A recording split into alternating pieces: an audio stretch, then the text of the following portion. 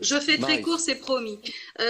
Contrairement à Madame Coste, nous tenons tous à saluer au sein du groupe le volontarisme manifeste du département de Lot-et-Garonne pour son engagement à lutter contre le réchauffement climatique et également contre l'érosion de la biodiversité à travers cette convention cadre qui nous est présentée et qui s'inscrit totalement donc dans la feuille de route régionale Néoterra.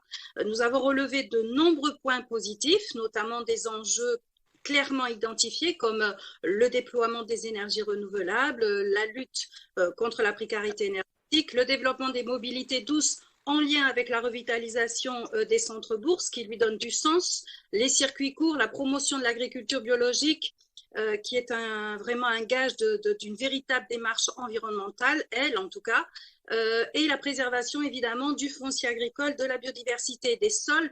Le seul petit bémol, c'est que justement parlant de la préservation des sols, il aurait été préférable d'avoir une action prévue sur la diminution de l'usage des pesticides tel qu'il est comme un engagement fort de Néoterra, puisque je le rappelle, il est question de sortir des pesticides de synthèse à 2030. Sachant qu'en plus, c'est un levier majeur pour lutter justement donc contre l'érosion des sols.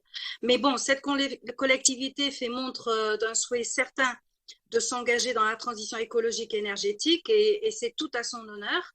Nous avons noté également que la proposition donc de mise en place d'un processus d'évaluation avec une évaluation annuelle tant quantitative que qualitative des actions vont être menées. Et justement, c'est à ce propos, Monsieur le Président, que nous souhaitons attirer votre attention sur un souhait, j'espère qu'il sera commun, c'est que la marque Néoterra se doit d'être porteuse de sens et de gages d'exigence. Et pour ce faire, nous pensons qu'il serait opportun de lui rattacher un cahier des charges où seraient déclinés vraiment des indicateurs précis, des moyens de contrôle qui permettraient une évaluation efficace, juste et surtout commune à toutes les parties contractantes avec la région.